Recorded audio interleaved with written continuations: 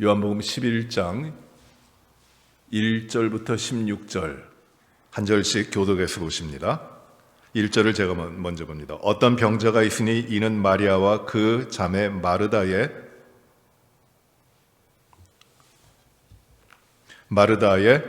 마르다와 마을 베다니에 사는 나사로라.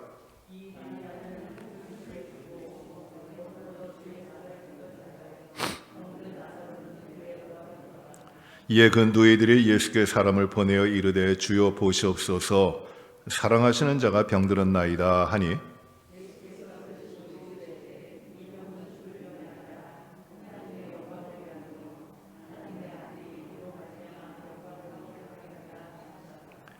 예수께서 본래 마르다와 그 동생과 나사로를 사랑하시더니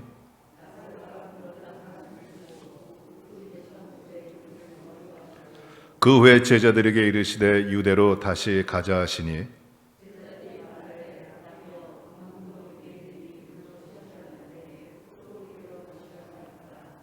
예수께서 대답하시되 낮이 12시간이 아니냐 사람이 낮에 다니면 이 세상의 빛을 봄으로 실족하지 아니하고 이 말씀을 하신 후에 또 이르시되 우리 친구 나사로가 잠들었도다. 그러나 내가 깨우러 가노라.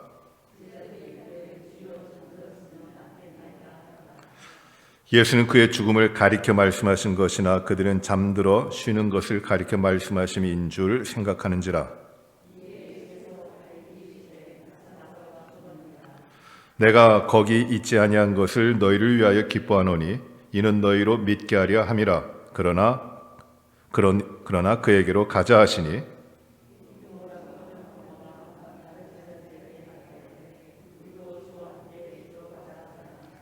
43절과 44절을 보십니다. 43절과 44절 같이 봅니다. 이 말씀을 하시고 큰 소리로 나사로야 나오라 부르시니 죽은 자가 수족을 배로 동인 채로 나오는데 그 얼굴은 수건에 쌓였더라. 예수께서 이르시되 풀어놓아 다니게 하라 하시니라. 아멘. 예수님의 기적의 하나입니다. 요한복음에 나오는 일곱 가지의 기적 가운데 7번째 기적입니다. 죽은 나사로를 살리시는 기적입니다. 이 베단이라고 하는 예루살렘에서 멀지 않은 곳에서 예수님이 사랑하시고 또 예수님을 끔찍이 사랑했던 마리아와 마르다 그리고 나사로 그 가족에게 형제와 자매들에게 하나님 우리 주님께서 베풀어 주신 그 놀라운 기적의 역사를 기록하고 있습니다. 나사로, 주님이 사랑하시던 나사로가 병들었습니다. 심각한 병에 들었습니다. 그래서 그 누이들이 사람을 보내서 주님께 와서 사랑하시는 자가 병들었으니 고쳐주십시오 라고 말을 합니다. 근데 주님의 대답은 이것이었어요. 이 병은 죽을 병이 아니다. 이 병은 죽을 병이 아니다. 병은, 사람에게 있는 병은 죽음에 이르는 병도 있지만 죽지 않을 병도 있습니다. 키엘케굴이라고 하는 그 화란의 철학자가 사람에게는 아주 심각한 병이 있는데 죽음에 이르는 병이 있다 그랬어요. 죽음에 이르는 병. 그건 육체의 질병이 아니라 사람이 가지고 있는 피조물로서 가지고 있는 한계, 연약함, 외로움, 어찌할 수 없는 자기를 넘어갈 수 없는 미약한 존재. 뭐 다 가진 것 같고 많이 아는 것 같고 능력이 있는 것 같지만 인간이기에 부족한 인간이기에 연약한 인간이기에 가질 수밖에 없는 한계적인 상황 가운데 있는 그 존재. 그래서 모든 사람은 죽음을 향하여 가는 죽음에 이르는 병을 앓고 있는 것이라고 합니다. 그래서 그 인간의 한계 상황 같은 것들을 극복하지 못하는 모든 실존의 문제가 바로 죽음에 이르는 병이라고 이야기를 했어요. 근데 주님은 지금 죽음에 이르는 병이 아니라 죽지 않을 병을 말씀하십니다. 왜 죽지 않을 병인가? 이 병은 죽을 병이 아니라 왜 죽지 않을 병인가? 주님은 이 나사로의 병들어 앓고 또 죽음을 통해서 하나님의 영광을 드러내실 것이기 때문에 그렇게 말씀하십니다. 이 병은 죽을 병이 아니라 하나님의 영광을 위하여 하나님의 영광을 위하며 하나님의 아들이 이로 말미암아 영광을 받게 하려 합니다. 즉 하나님께서 영광을 받으시고 하나님의 영광이 나타나고 하나님의 아들이 영광을 받게 하시는 병이라는 것이에요. 그러니 이 병을 알아 고생을 하고 괴로운, 힘든, 슬픈 그 상황에 있다 할지라도 죽음에 이르지 아니하고 죽을 병이 아니라 하나님의 영광을 나타내고 예수께서 하나님의 아들 되심의 구원자 되시는 그 기쁨과 그 영광이 드러나도록 하시는 그 병이 있다는 겁니다. 이게 나사로의 병이에요. 그 기적을 베풀어 주시는 것입니다.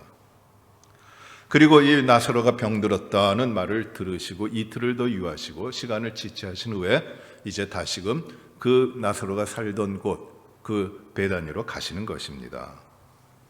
나사로가 잠들었다. 제자들에게 그렇게 말씀하십니다. 제자들은 나사로가 차라리 병이 아니라 잠자면 좋겠습니다. 잠자서 쉬면 좋겠습니다. 라고 이야기합니다. 그러나 주님은 그 나사로가 죽은 것을 아시고 잠들었다고 말씀하십니다. 이제 그를 깨우러 가노라 라고 부르십니다. 그리고 17절 이후부터 44절까지는 이제 나사로의 무덤에 가시고 그 마르다와 마리아를 만나시고 그들에게 내가 믿으면 하나님의 영광을 보리라 말씀하시고 그리고 이제 그 무덤에 가셔서 눈물을 흘리시면서 이제 그 나사로를 살아 나오도록 하시는 그 기적을 베푸시는 것입니다. 오늘 이 기적을 통해서 우리가 많은 것을 생각할 수 있는데 오늘은 특별히 한 부분을 여러분들과 이 기적의 의미를 생각해 보려고 합니다. 예수님께서는 그 무덤, 나사로가 장사된 무덤 앞에 돌로 막고 있는데 예수님께서는 그 돌을 옮겨 놓으라 그러세요. 돌을 옮겨 놓으라. 그리고 그 돌을 옮겨 놓은 후에 나사로를 부르십니다.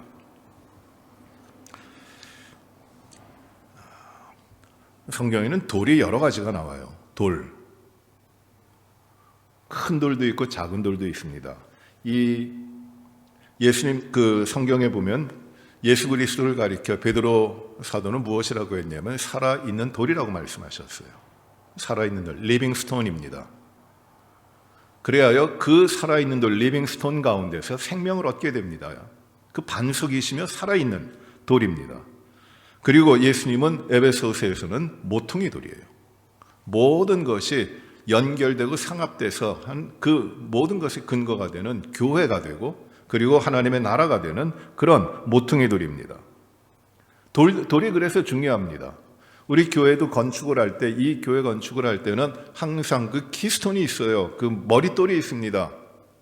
그것이 모퉁이 돌이에요. 거기로부터 방향이 잡혀지고 거기로부터 모든 것이 시작하는 것입니다. 그런데 지금 이 요한복음 11장에 나오는 돌은 무덤에 막혀져 있는 돌이에요. 무덤에 막혀져 있는 돌, 큰 돌입니다. 유대 사람들의 장례 풍습은 어떤 것이냐면은 사람이 죽으면 그를 배로 쌉니다. 세마포 같은 것으로 싸가지고 땅에 묻는 매장이 아니라 그 동굴 같은 걸 파가지고 아니면은 큰 동굴을 파는 게 아니라 그냥 산 같은데 거기다가 이렇게 웅덩이 그 벽 안으로 들어가는 그 공간을 약간 팝니다. 그걸 동굴이라고 할 수 없이 이렇게 움막같이 이렇게 파고 거기다가 장사를 지내요.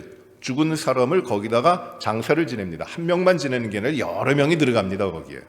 그래서 그 무덤을 열고 보면은 거기에는 수많은 시체들의 유골이 남아 있어요.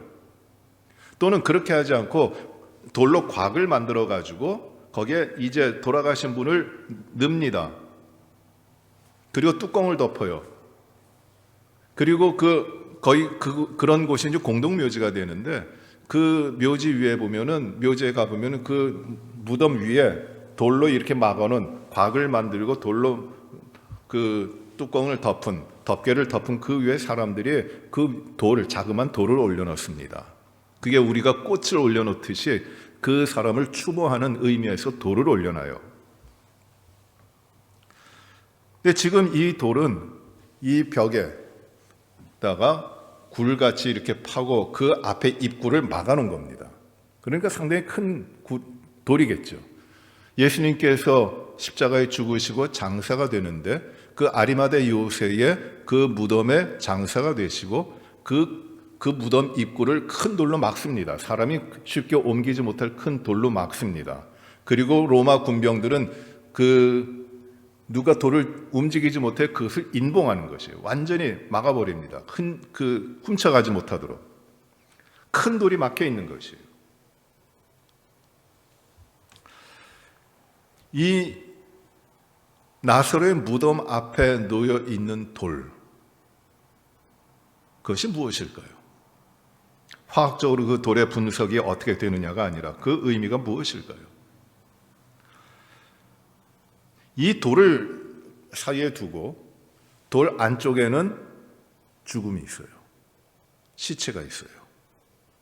그리고 어둠이 있어요.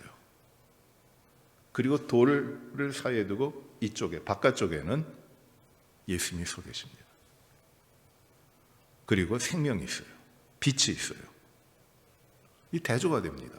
이 돌은 무엇이냐면은 안과 밖을 분리하는 그 돌이에요. 죽음이라고 하는 세계와 생명이라고 하는 세계를 나눠 놓는 겁니다. 분리하는 것이에요. 그게 돌이에요. 그리고 이 죽음의 죄로 말미암아 이루어진 이 죽음의 모든 권세와 그리고 예수 그리스도로 구원자 되신 예수 그리스도가 이 죽음의 권세를 이기신 생명의 권세가 나뉘어져 있는 그 자리가 무엇이냐면 이 돌이라는 거예요. 그래서 이 돌로 말미암아 두 세계, 완전히 다른 두 세계가 나뉘어져 있는 겁니다. 돌 이편에는 죽은 나사로가 있고 또 다른 편에는 살아계신 생명이신 예수님이 계십니다. 한편은 죽음의 세계고 한편은 생명의 세계예요. 이렇게 나뉘어져 있게 됩니다.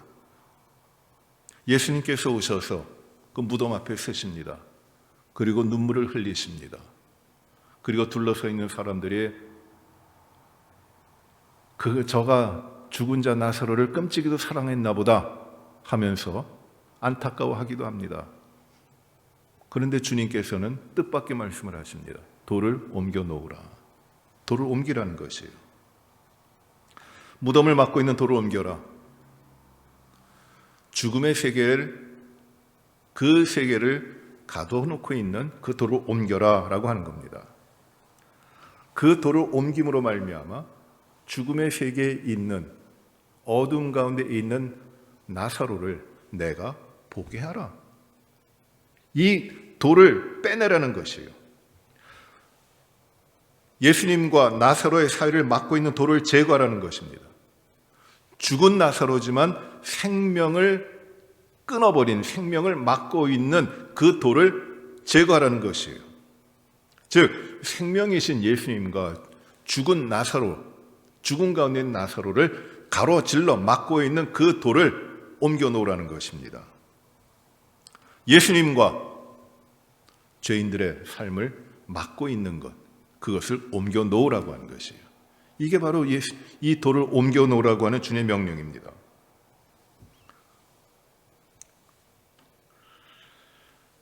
예수님께서는 바리새인들을 책망하세요. 책망이라는 말이 좀 약한 말인데 아주 신랄하게 비난하십니다. 이 바리새인들을 가리켜 무엇이라고 말씀하시냐면 평토장한 무덤이고 회칠한 무덤이라고 말씀하세요. 무덤 안에는 무엇이 있습니까? 죽음이 있어요. 시체가 있습니다. 그런데 무덤은 대개 보면은 깨끗해요. 예뻐요. 참 괜찮아요. 겉은 아주 괜찮습니다. 아름답게 합니다. 근데 무덤의 속은 죽음이 있고 썩는 것이 있고 시체가 있는 것이에요. 평토장한 무덤, 회칠한 무덤이 바로 그겁니다. 안에는 썩어 있는 것들이 많이 있는데 죽음의 세계고 시기와 갈등과 이 더러운 것들이 있는데 그것을 싹 덮어놓은 것이에요. 그 덮어놓은 그것으로 말미암아 이 썩고 죽어 있고 부패하고 타락한 것들은 다 안 보이게 감춰져 있지만 그 안에는 썩어 있는 것이에요. 그걸 막고 있는 것이, 그걸 가리고 있는 것이 돌이라는 것이고, 그런 상태를 가리켜 바리새인들에게 우리 주님께서는 회칠한 무덤, 평토장한 무덤이라고 신랄하게 책망하시는 것이에요. 이 돌을 치우지 않으면 그냥 남아있어요. 여기에 그냥 남아있으면 어떤 결과입니까? 생명의 역사가 일어나질 않아요. 생명 없는 자로 살아가는 겁니다. 이게 바로 돌이라는 것이에요. 돌. 로마서 1장에 보시면은 우리 사람들의 삶을 다 괜찮아 보이지만 그 사람들의 속에는 별것이 다 있습니다. 우리 사람들의 안에 있는 것들이 좋은 것들이 아니에요. 우리 주님께서도 말씀하셨듯이 입으로 들어가는 것이 사람을 더럽게 하는 것이 아니라 이 안에서부터 나오는 것이 더러운 것이라고 말씀하시잖아요. 이 안에, 사람들 안에 그것이 엄청나게 많아요. 로마서 1장에서는 불의와 추악과 탐욕과 악의와 시기, 살인, 분쟁, 사기, 악독, 수군수군하는 것, 비방, 하나님이 미워하시는 자, 교만과 자랑과 악을 도모하고 부모를 거역하고 우매하고 배악하고 무정하고 무자비한 것들, 이런 것들이 사람들 안에 가득 차 있다 그래요. 이게 사람이에요. 그런데 그것을 덮고 있는 것이 무엇이냐면은 돌이에요. 이것이. 사람들은 그것을 가지고 있습니다.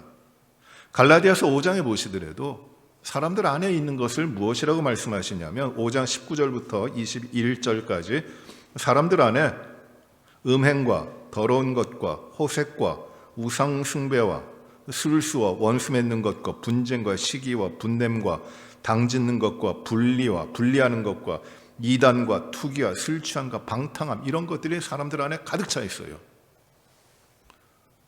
그런데 그 겉은 아주 멀쩡하게 만들어 놓는 것이에요. 이게 돌이에요. 내 안에는 죽음이 있는데 나를 포장하고 있는 것, 돌입니다. 그래서 이 포장한 것이 썩고 더럽고 추한 것들을 가리는 것이지만 이것 때문에 어떤 일이 생기냐면 생명이신 주님과의 분리가 되는 것이에요.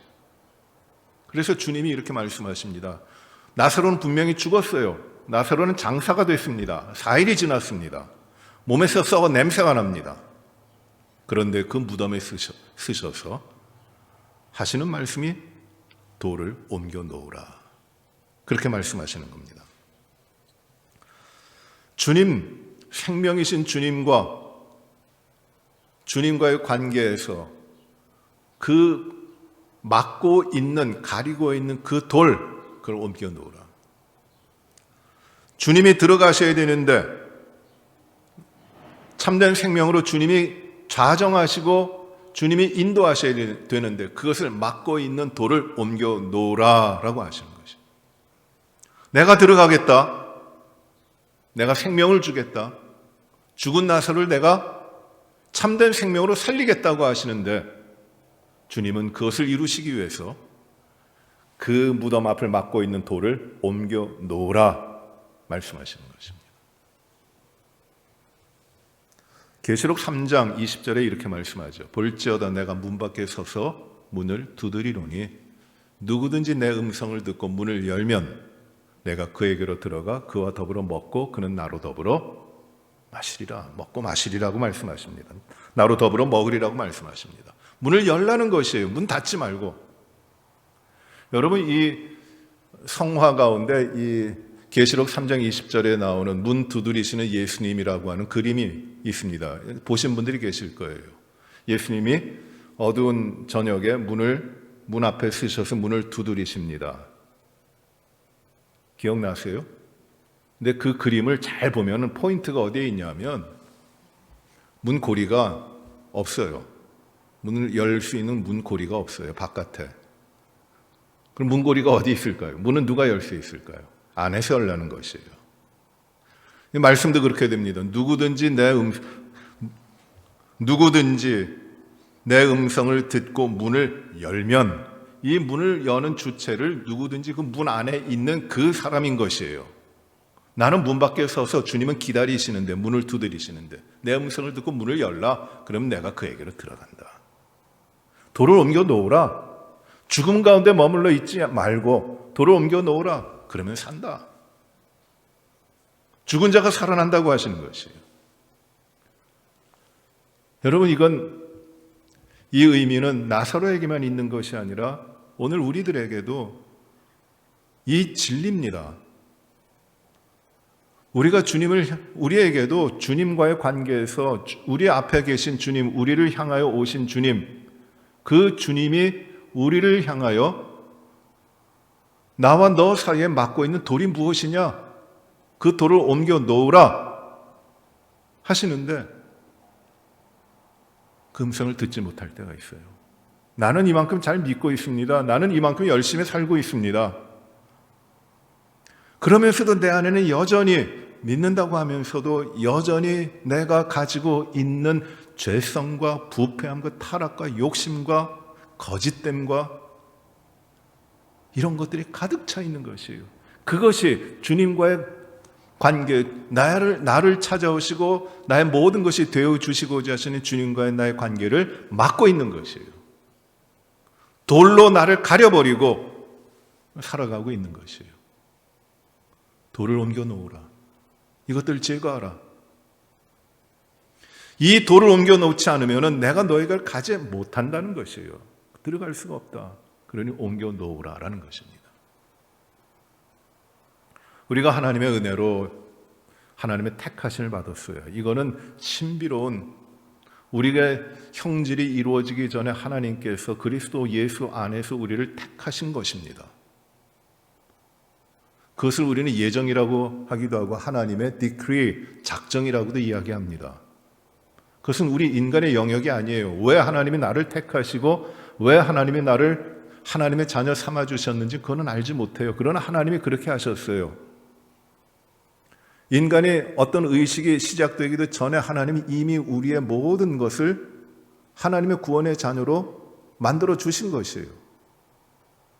이게 정말 큰 은혜입니다. 우린 그런 은혜를 받은 자예요. 그러나 우리가 이 은혜를 받았어도 주의 생명으로 살기 위해서, 참된 주님의 생명으로 살기 위해서 우리에게 오신 주님을 향하여 우리의 문을 열어야 되는 것이에요. 막혀 있는 죄와 허물과 욕심과 그리고 이 세상을 향한 그 관심과 또는 근심으로 말미암아 막혀져 있는, 나를 막고 있는 그 돌을 옮겨 놓으라고 말씀하시는 겁니다. 이것이에요. 여러분, 돌을 한번 생각해 보세요. 나와 주님 사이에 돌이 있는가? 그 돌이 무엇인가? 이걸 해야 됩니다. 돌을 옮겨야 됩니다. 돌을 옮기지 않고 우리가 하나님을 찾는다는 것이 얼마나 무모합니까? 돌을 옮기지 않고 내가 살려고 노력하는 것이 이루어질 것입니까? 돌을 옮겨 놓으라. 이 말씀을 들어야 되는 것이죠. 두 번째로 우리가 생각할 것은, 사람들은 돌을 옮겨 놓으라고 하시는데, 우리 주님은 돌을 옮기라고 하시는데 사람들은 주저합니다. 돌을 옮기는 게 무의미하다고 합니다. 왜 그럴까요? 첫 번째 사람들이 나옵니다. 그 나사로의 무덤 주변에 둘러서 있는 사람들, 바리새인들이 있어요. 바리새인들은 돌을 옮기지 않아요. 결코 옮기지 않을 사람들입니다. 왜요? 그들은 예수님을 믿지 않기 때문이에요. 예수님이 누구신지를 받아들이지 않는 사람들입니다. 그래서 돌을 옮기지 않아요. 오히려 예수님을 잡아 죽이려고, 배척하고 잡아 죽이려고 반대하는 사람들입니다. 예수님 말씀하시는 걸 따르질 않아요. 믿음이 없는 사람들입니다. 믿지 않는 사람들입니다. 생명의 구주로 오신, 구원자로 오신 예수님을 배척하는 사람들이에요. 그들은 하나님을 안다고 하고 하나님을 믿는다고 하고 자기처럼 잘 믿는 사람이 어디 있겠는가 하지만 하나님을 받아들이지 않고 하나님 보내신 예수 그리스도를 인정하지 않는 자들이에요. 그러니 주님 말씀하실 때 아무것도 하지 않습니다. 돌을 옮기지 않아요. 믿음이 없기 때문에, 예수님을 받아들이지 않기 때문에 돌을 옮기지 않습니다. 두 번째 부류의 사람이 나옵니다. 주변에 있던 많은 사람들입니다. 여러 가지 관심을 가지고 봅니다. 저 예수라고 하는 사람이 뭐를 하는가, 참으로 눈물을 흘리는 거 보니까 나사로를 사랑하긴 했는가 보다. 근데 더 뭐를 할 것인가. 그들은 관심은 가지고 있지만 믿음이 없어요. 예수님을 받아들이지 않습니다. 아무 일도 안 일어나요, 그들에게는. 또 사람들이 있습니다. 누구냐면 믿음이 약한 자들이 있어요. 대표적인 사람이 누구냐면 마르다와 마리아입니다. 마리아와 마르다를 한번 보시기 바랍니다. 여러분 요한복음 11장 우리 본문 말씀을 펴시고 21절을 한번 보십시오. 요한복음 11장 21절 21절과 22절 같이 읽어봅니다. 시작. 마르다가 예수께 여짜오되 주께서 여기 계셨더라면 내 오라버니가 죽지 아니하였겠나이다. 그러나 나는 이제라도 주께서 무엇이든지 하나님께 구하시는 것을 하나님이 주실 줄 아나이다. 이렇게 대답을 합니다. 마르다가 좋은 믿음 가지고 있어요. 주께서 여기 계셨더라면 하는 가정법이죠. 근데 계시지 않았다는 것이에요. 계셨더라면 참 좋은데 계셨더라면 내 오라버니가 죽지 않았을 텐데 계시지 않으셨기 때문에 내 오라버니가 죽었습니다. 그러나 이제라도 주께서 무엇이든지 하나님께 구하는 것을 하나님이 이루실 줄을 믿습니다. 네, 압니다. 라고 합니다. 아주 좋은 믿음입니다. 이런 믿음이 있어야죠. 예수님께서 그에 대해 뭐라고 말씀하십니까? 23절에 같이 읽으십니다. 예수께서 이르시되 내 오라비가 다시 살아나리라. 깜짝 놀랄 말씀을 하십니다. 내 오라비가 다시 살아나리라. 이거는 앞으로 현재가 아니라 앞으로 이루어질 일에 대한 것을 주님 말씀하시는 것이에요. 지금 마르다는 과거에 주님이 여기 계셨다면 내 오라버니가 죽지 않았을 것입니다. 계시지 않았기 때문에 내 오라버니가 이미 죽었습니다. 완료예요. 그런데 주님은 지금 무슨 말씀을 하시냐면 내 오라비가 이제 살아날 것이다 라고 말씀하십니다. 깜짝 놀랄 말씀이죠. 24절에 마르다가 대답합니다. 같이 봅니다. 마르다가 이르되 마지막 날 부활 때에는 다시 살아날 줄을 내가 아나이다. 좋은 믿음이에요. 부활 때 다시 삽니다. 내가 확실히 믿습니다. 부활 땐 우리 오라비가 죽은 오라버니가 부활 때 다시 살 줄을 믿습니다. 이야기합니다. 예수님의 말씀을 이해하는 것 같으면서도 이렇게 이야기합니다. 틀린 말 아니죠. 근데 마르다가 그렇게 이야기해요. 예수님이 거기에 대해서 25절, 26절에 말씀하십니다. 같이 봅니다. 예수께서 이르시되 나는 부활이요 생명이니 나를 믿는 자는 죽어도 살겠고 무릇 살아서 나를 믿는 자는 영원히 죽지 아니하리니 이것을 네가 믿느냐? 엄청난 선언하십니다. 나는 부활이요 나는 생명이다. 그래서 나는 부활이고 나는 생명이니 나를 믿는 자는 죽어도 살겠고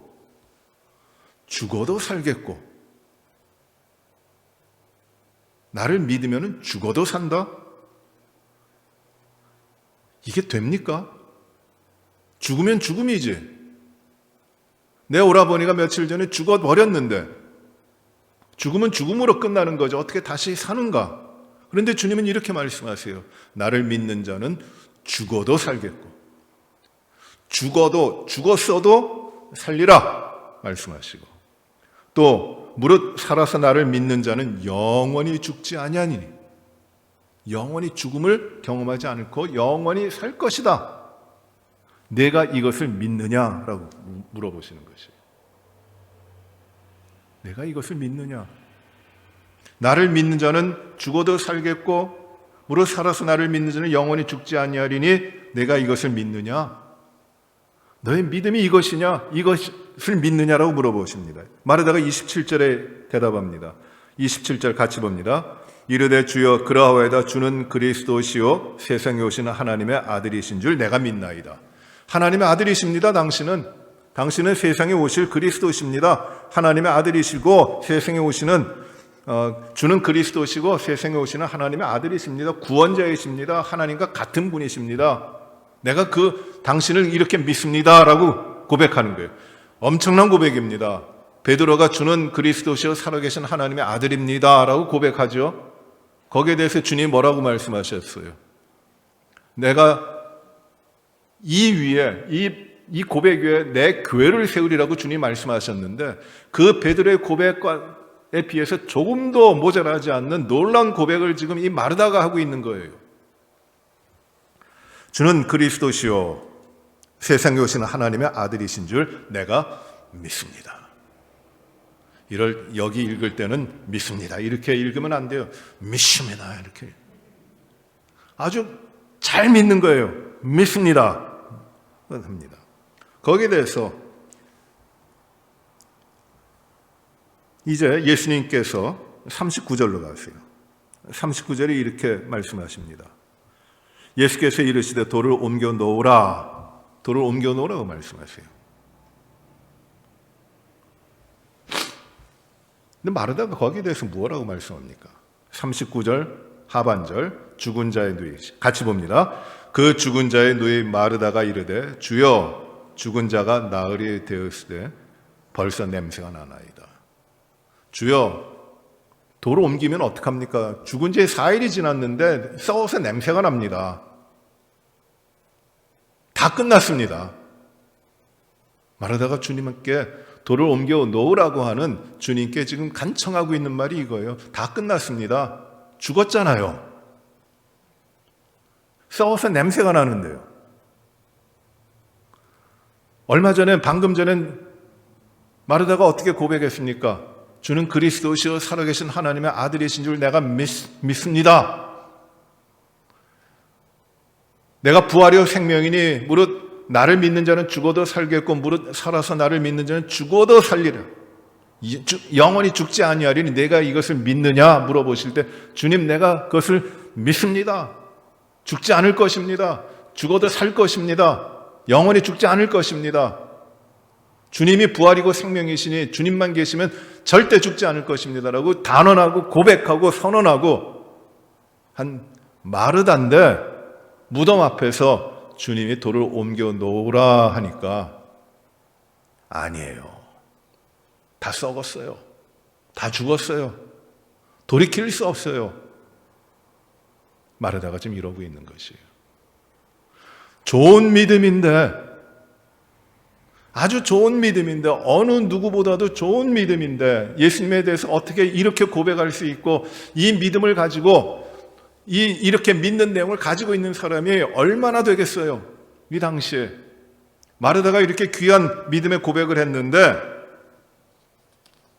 그가 말한 대로, 그가 고백한 대로 주님을 믿지 못하는 거예요.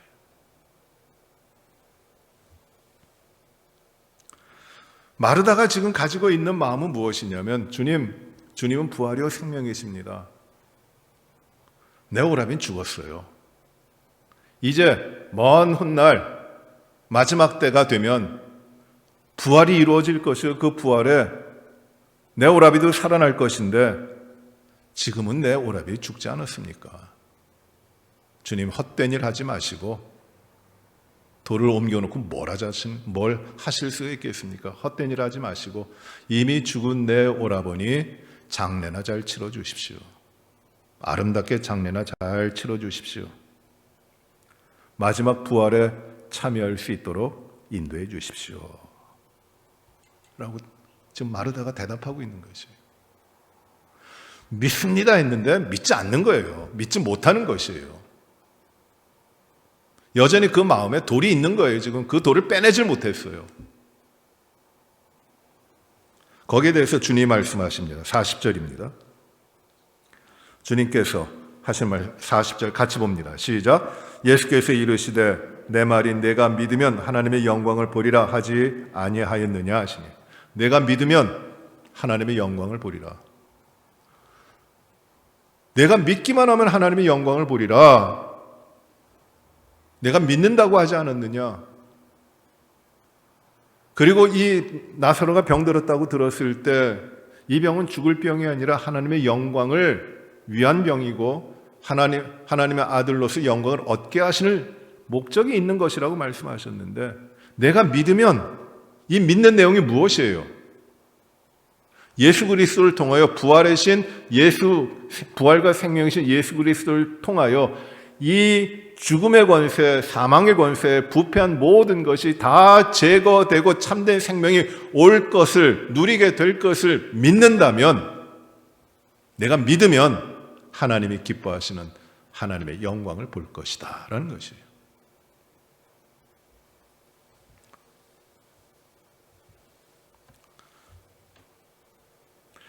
부활이요 생명인 내가 너에게 내 오라비가 살리라고 분명히 말했는데 왜 너는 믿지 못하고 의심하느냐? 왜 거부하느냐? 믿음이 약한 자요. 하나님이 하시는 일은 사람의 지혜로 측량할 수 없어요. 측량될 수 있는 것이 아닙니다. 그런데 왜 너는 하나님의 일을 생각하지 않고 내 자신의 지식으로, 내 자신의 경험으로 하나님의 일을 판단하느냐? 하나님이 하실 일을 왜 안 된다고 판단하느냐? 믿음이 적은 자요.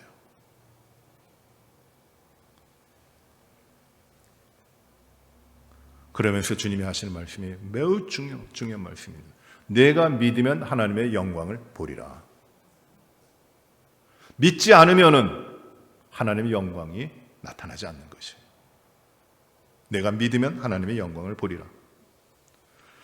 여러분, 믿는다고 하면서 우리가 믿음의 삶에 열심히 살아간다고 하는 우리 믿음의 삶에 마르다와 같이 믿지 못하고 의심하고 거부하고 부정하는 이 나약한 믿음, 흔들리는 믿음의 삶을 살고 있지 않아요. 하나님이, 우리 주님이 계신 그 자리, 우리 주님의 놀라운 은혜와 사랑과 능력, 세상 만물을 주관하시는 하나님, 우리 주님을 거부하고 주님을 믿는다고 하면서도 내 판단과 내 생각과 세상 기준에 따라 주님을 재단하고 주님을 판단하고 하는 마르다와 같은 연약한 믿음, 흔들리는 믿음, 부정하는 믿음 가운데 있지는 않습니까? 우린 이런 부분들이 적지 않게 있다면 우리가 진정으로 주님을 잘 믿고 있는 것일까요? 이 마르다와 우리의 모습이 정말 비슷해요. 믿는다고 하면서, 당당하게 믿음을 고백하면서 실제로는 믿지를 못하고 있는 연약한 믿음의 모습들. 마르다. 오래전에 여러분 잘 아시는 이야기인데 스코틀랜드에 가뭄이 들었어요. 끔찍하게 지겹게 오랫동안 가뭄이 들었습니다. 비가 안 오면은, 그때는 뭐 스코틀랜드가 척박한 땅이지만 비가 안 오니까 다 말라 죽어요, 사람들이. 여러분, 스코틀랜드는 영국에서 북쪽에 있기 때문에 땅이 척박합니다. 기후가 사납고 감자 이런 것들 먹고 살아야 되는 그것도 부족합니다. 가뭄이 들어가지고. 그래서 교회에서 목사님이 광고를 했어요. 우리 너무 힘든데 하나님께 기도하자. 하나님 우리의 기도를 들으신다고 했으니 우리 다음 주에 하나님 이 땅에 비를 내려주십시오. 하나님께서 비를 내려주실 줄 우리 믿고 믿음의 기도를 드리자. 그리고 광고를 하고 일주일 동안 온 성도들을 준비하면서 다음 주에 모여서 함께 이 비를 내려달라고 기도하기로 작정을 했어요. 그래서 일주일이 지났습니다. 주일날 교회 성도들이 모여서 기도하기 위해 왔는데 놀랍게도 우산을 가져온 사람이 어린 꼬마 한 명밖에 없었다 그래요. 비가 오면은, 기도하면은 비가 올 텐데, 하나님 비를 주실 텐데 우산이 필요하지 않겠는가. 그래서 우산 가져온 사람은 어린아이 한 명밖에 없었다는 거예요. 믿음은 말로 되는 것이 아니라 우리의 삶으로 이루어지는 헌신이에요. 믿는다고 해서 믿음이 되어지는 것이 아니라 결단하고 그 삶으로 나 자신을 나아가게 하는 것이 믿음이에요. 내가 믿으면 하나님의 영광을 보리라. 약한 믿음은 우리 주님과 우리 사이를 막고 있는 돌을 옮길 수가 없어요. 돌을 옮기려고 해도 옮기지 마십시오. 그래. 이대로가 편합니다. 이 세상의 재미와 이 세상의 흥미와 이 세상의 편함, 이대로가 좋습니다. 그저 믿는 거는 대강 믿는다고 하는 것으로 살아가고 돌 옮기지 마세요. 나는 나대로가 좋습니다. 여기서 벗어나야 돼요. 돌을 옮겨야 됩니다. 세 번째로 돌을 옮긴 결과가 나타납니다. 주님께서는 41절과 42절에 이렇게 기도하세요. 돌을 옮겨 놓으니 예수께서 눈을 들어 우러러보시고 이르시되 아버지여 내 말을 들으신 것을 감사하나이다. 항상 내 말을 들으시는 줄을 내가 알았나이다. 그러나 이 말씀하옵는 것은 둘러선 무리를 위함이니 곧 아버지께서 나를 보내신 것을 그들로 믿게 하려 함이니이다. 돌을 옮겨 놨어요. 안에는 진짜 죽은 나사로가 있고 주님께서는 그 돌을 옮겨는 그 자리에서 기도하십니다. 하나님 감사합니다. 이 사람들 둘러선 무리들이 이제 보게 하실 것, 하나님께서 나를 보내신 것, 하나님이 나를 구원자로 백성들을 구원하시는 유일한 구원자로 보내신 것, 내가 하나님 보내신 그리스도라고 하는 것, 그것을 알게 하시니 감사합니다. 이제 이 사람들이 믿게 하려고 하시니 감사합니다. 말씀하시는 것이에요. 돌을 옮겨 놓으면 어떤 일이 벌어지느냐 하면 예수 그리스도가 참된 생명이요 그가 구원자요 그에게 모든 것이 있음을 믿게 돼요. 진정으로 믿게 됩니다. 돌을 옮기지 않으면 그대로 여전히 죽음과 어둠과 부패와 썩음 가운데 있게 되는 것이에요.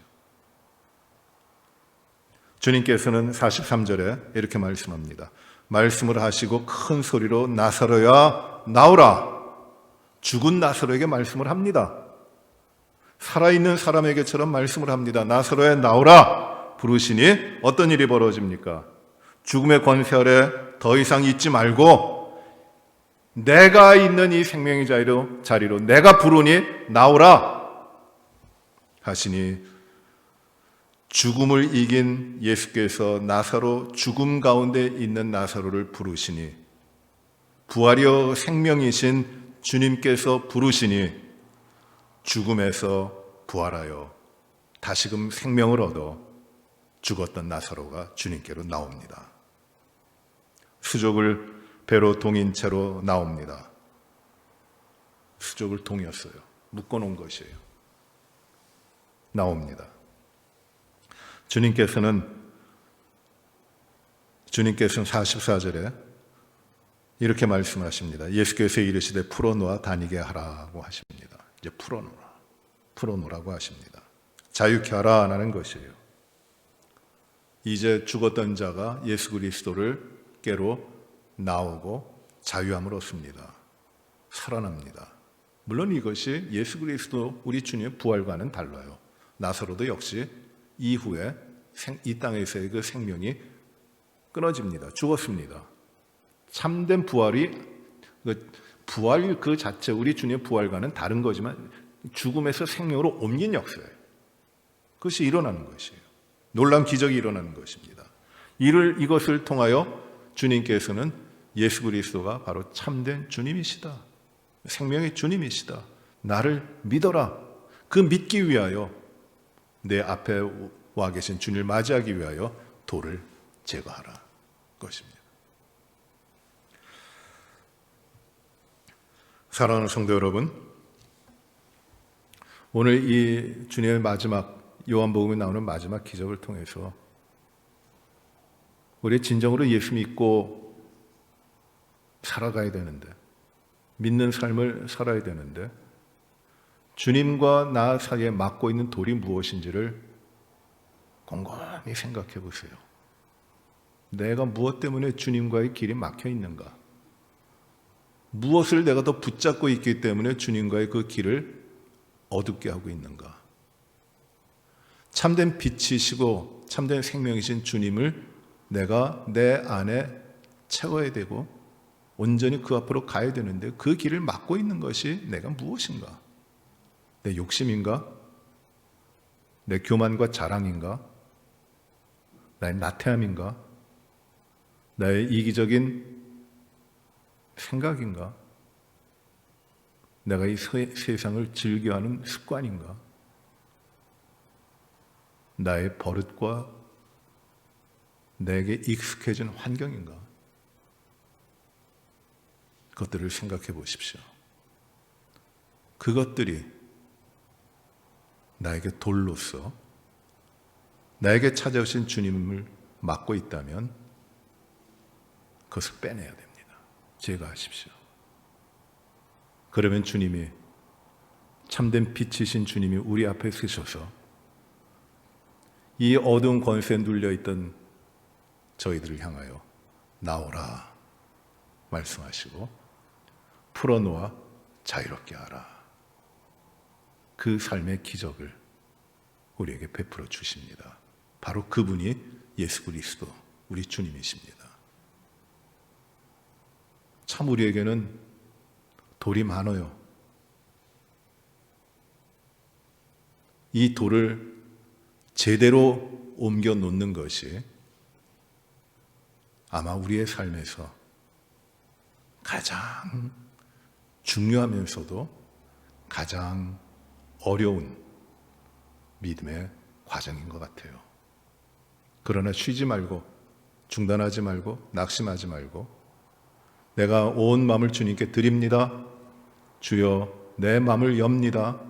나에게 들어오셔서 좌정하여 나를 다스려 주옵소서. 내 문을 엽니다. 나를 받아 주시옵소서. 나를 가리고 나를 옥매였던, 옥죄였던 이 모든 돌을 다 내려놓고 제거하고 주님과의 막힘이 없는 소통과 주님과 막힘이 없는 관계가 날마다 이루어져 가도록 여러분들 최선을 다하시기 바랍니다. 그것이 바로 참으로 하나님을 잘 믿는 믿음의 삶입니다. 돌을 옮겨 놓으시고 주님이 여러분들의 삶을 주장하시는 이 삶에 대한 축복이 우리에게 충만히 이루어지시기를 간절히 바랍니다. 기도하십시다. 아버지 하나님, 예수 그리스도 믿는 믿음 가운데 저희를 세워주시니 참 감사합니다. 세상에 어떤 거 바라보지 아니하고 주님만 바라보게 하시니 감사합니다. 주님, 무엇보다도 오직 주님이 우리의 삶의 주인이 되어주시어 세상의 다른 것들과 구별되고 세상의 모든 관심과 그리고 세상의 목적으로부터도 구별되어 오직 주님이 우리의 삶의 주인 되시고 우리를 주장하시는 참된 주님으로서 우리에게 다가오게 하시고 그리고 우리가 맞이하도록 저희를 인도하여 주시옵소서. 돌을 옮겨 놓게 하시고 우리를 향해 부르시는 주님의 음성을 듣고 세상에 속해 있던 삶의 자리, 죄악 가운데 빠져 있던 우리의 삶의 모습을 다 정리하고 주님께로 나아가 자유롭게 되는 참된 기쁨을 우리가 누리도록 하나님 인도하여 주시옵소서. 말씀 가운데 저희를 깨우치게 하시고 깨우친 대로 행하게 하시고 살게 하시기를 간절히 바라오며 예수님 이름으로 기도하옵나이다. 아멘. 하늘에 계신 우리 아버지여, 이름이 거룩히 여김을 받으시오며 나라의 마옵시며 뜻이 하늘에서 이루어진 것 같이 땅에서도 이루어지이다. 오늘날 우리에게 일용할 양식을 주옵시고 우리가 우리에게 죄 지은 자를 사하여 준 것 같이 우리의 죄를 사하여 주옵시고 우리를 시험에 들게 하지 마옵시며 다만 악에서 구하옵소서. 내게 나라와 권세와 영광이 아버지께 영원히 싸움나이다. 아멘.